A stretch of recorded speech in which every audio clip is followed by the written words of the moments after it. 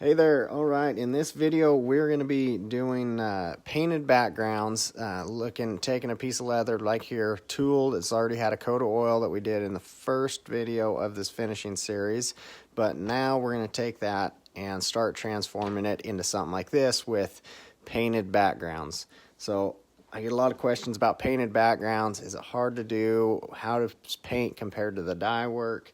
There is a difference, so we're going to go over that a little bit in this video here.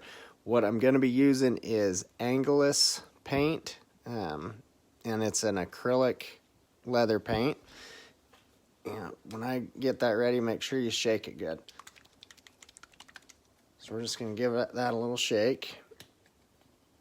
I figured instead of having it set up ahead of time, I wanted you to see exactly how I was setting this up. And they come with a little brush on the inside there. I don't use that brush. It's way too big for the fine detail work, but I do use it just to kind of dab some of that paint out. I just get a little bit at a time so it doesn't dry out as we're working. And sometimes I will paint with just the straight paint. I'm going to show you that before I use any thinner. They do have a thinner that comes with there, and so I'll show you both just so you can see how much I mix in when I do mix that in. I'm going to take this good belt, move that out of the way, and we'll just work with this piece here. So the brush I use, it's just a cheap brush. There's nothing special about it. I usually start with a smaller tip on it, but then as I use them, you can see where they kind of flatten out there, and I don't wash them out every time. I just wipe them down with paper towel, so you can see that's kind of almost hard on the end, and it makes that nice chisel point to it, which makes it really nice for getting in, because we have to get right down in the cracks right next to those background spaces. So like I said, they're really inexpensive brushes, so once I do wear them out completely, then I toss them and start a new one. But the bristles on there, I don't know how good our focus is going to do, but I will trim a little bit as we go. So sometimes we'll get bristles that stick out to the side and make it really hard, because they want to get paint or dye off where you don't want them. I just got my little thread snips here that I can get that loose piece that's coming down, snip it off down there low. You can see where there's been some trim down off of this one. Okay, we'll just get a little bit of paint on there. Plan on doing a couple coats too. I don't try to go super thick and heavy when I start, because we want to get a good solid coverage on there.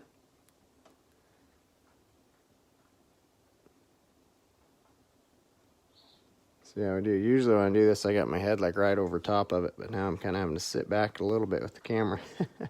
Makes it a little bit more challenging.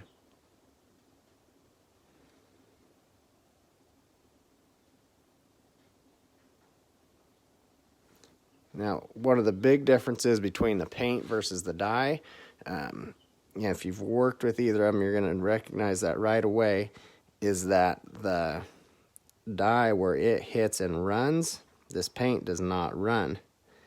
You have to actually get your brush down in those little cracks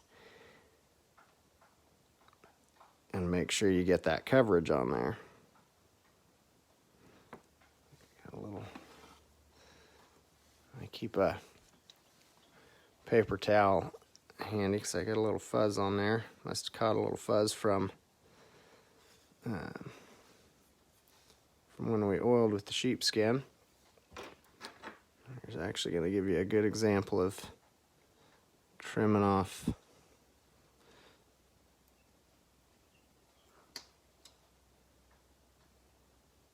all of these stray hairs here.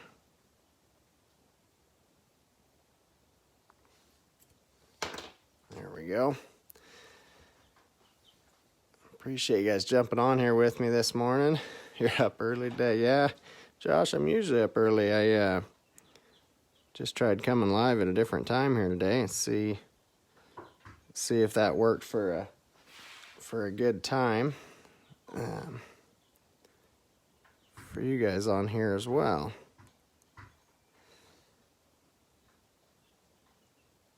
There we go. Now we're getting in there.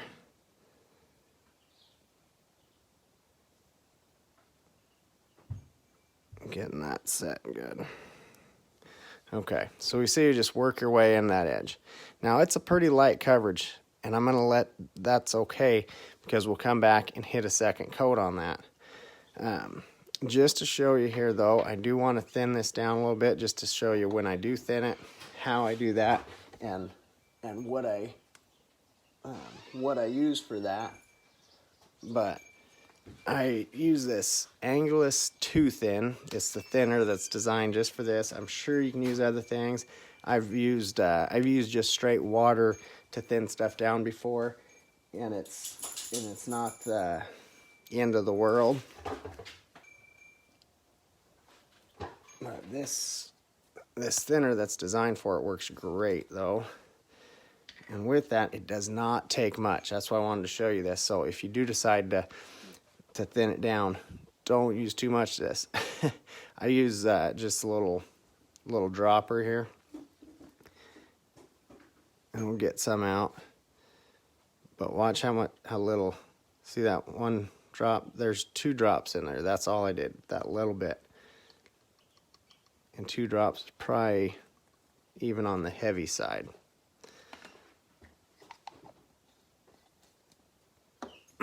But, and let's see, I'll just grab my little stylus here, mix that up in my little dish.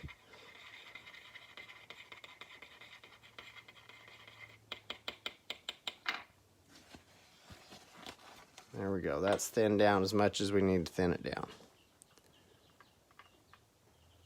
Now that's going to make the coverage on there a little bit lighter as well, but it does go on pretty darn easy once it's thinned down. I don't know how well you can see with the zoom on there, the thin coverage on there or not, but you can still see some of that leather showing through, right? And again, that's not a problem. I don't sit there in one spot and try to get the full coverage. It'll take you forever if I sit right there while that paint's wet and keep trying to get that covered, because it just kind of keeps wiping off there. It needs time to soak in and get set in there. So I move on to my next space, and there's a couple ways you can do it. One, sometimes I will work all the way through a project. I will go and just paint the entire background on, say, a full belt.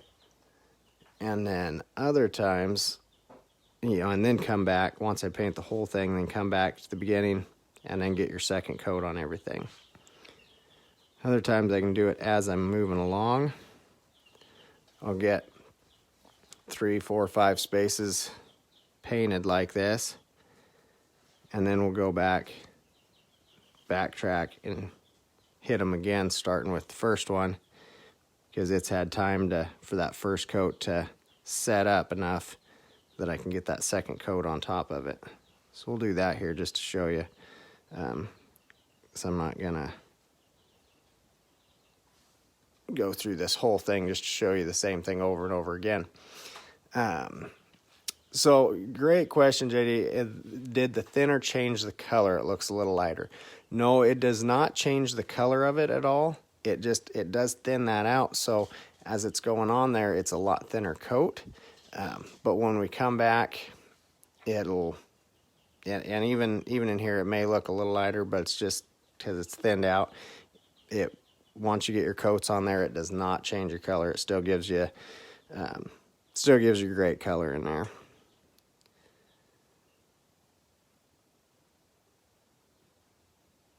So we're going to come back here, start laying that second coat on.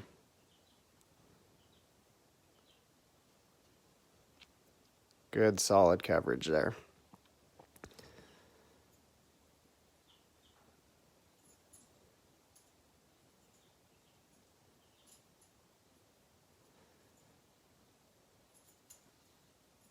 A little bit more in there.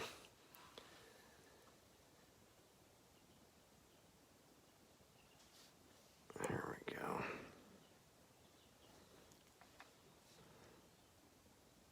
See, and that second coat goes pretty quick. Once that you get that first base coat in there, it almost acts like a primer, and just gets it ready. It takes your second coat super well.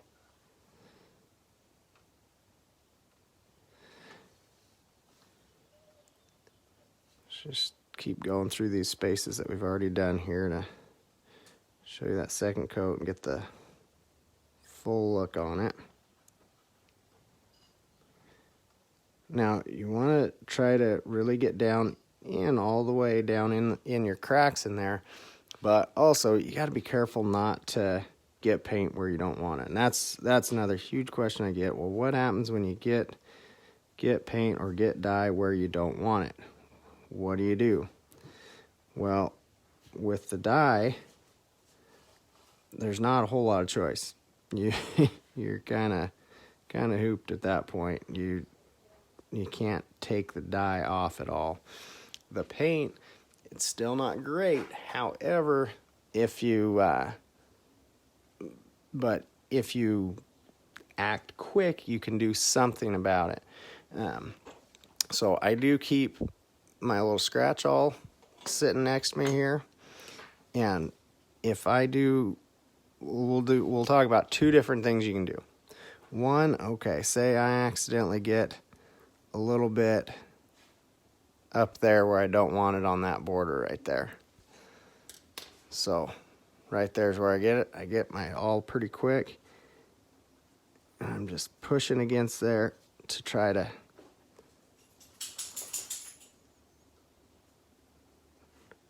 kind of take that off. Now I took just a second talking to you about it, so I didn't quite get right to it. I didn't quite get it all off, but able to get quite a bit of it off, at least that main layer of it. Now when I come back in with dye, it's real thin there, but we'll be able to kind of cover that somewhat, and you won't be able to see it near as bad. You see where it's not very thick there. We've kind of taken that off somewhat. The other option is if you get that in up on the edge of that stem a little bit. Now, if I can't get in there and take it off all the way, I will just even that out, get a little more paint on here, and we'll come and get it nice and even all the way along there. Kind of finish out my mistake a little bit, if you will.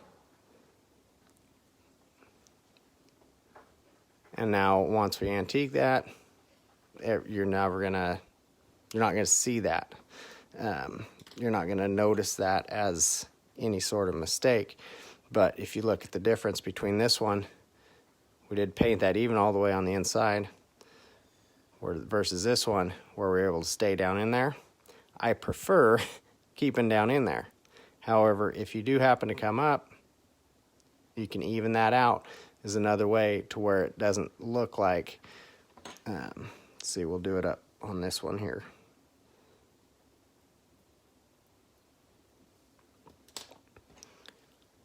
To where it's not just one single piece, because that looks like a mistake. I got paint where I didn't want it. This here, it's even across there. It doesn't jump out at your eye as a mistake. So that's kind of the two differences that you can do. If you act quick, you can try to take some off, but if not, you can try to even out a line the best you can to help take that away from jumping out at your eye. That, and then when I get done, there we go.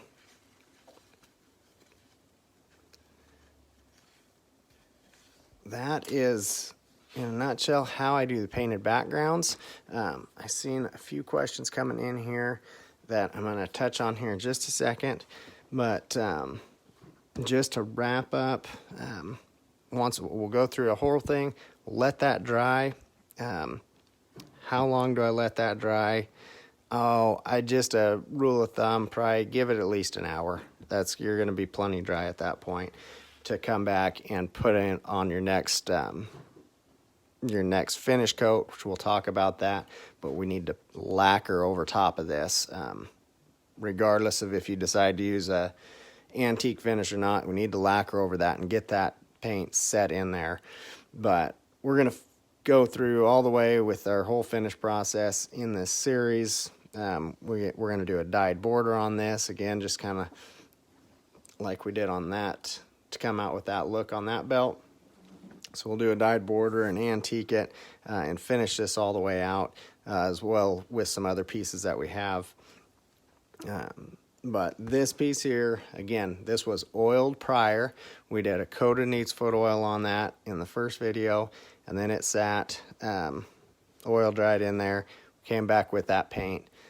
Next thing we'll do is put our lacquer finish on there.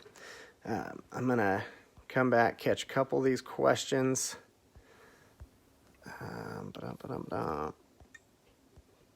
Hopefully I'm not missing any. The kind of thinner that I used in there was the Angelus Too Thin, because we're using the Angelus acrylic paint.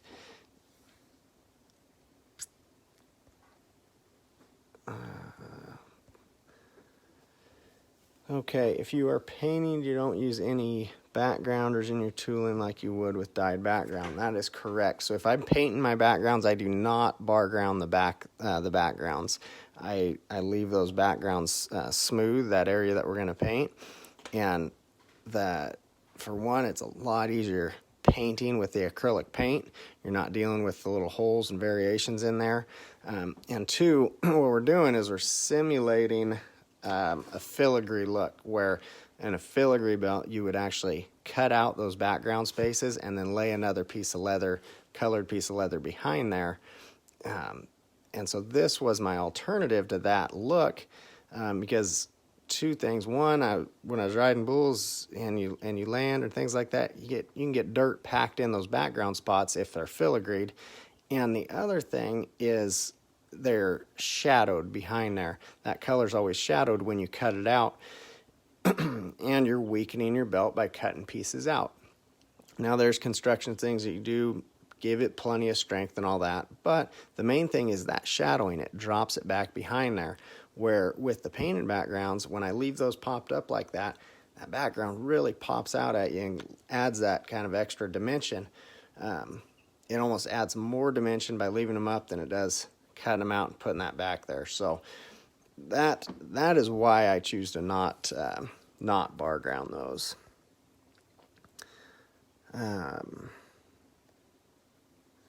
Yeah, and there's another question on that same thing.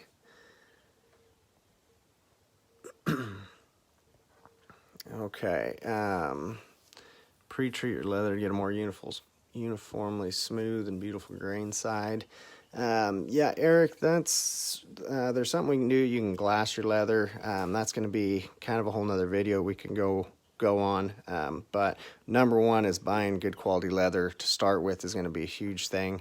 Like this is Herman Oak leather, Herman Oak veg tan, and that's what I recommend. That's what I love tooling on. It's great leather, just to start with. So awesome. Well, thank you guys for joining me, taking your time to watch this video. I hope it helps and you picked up some tips and tricks there. If you're painting some backgrounds on stuff, shoot me pictures. Love to see what you're doing. And we will see you on the next video in this finishing series. Take care.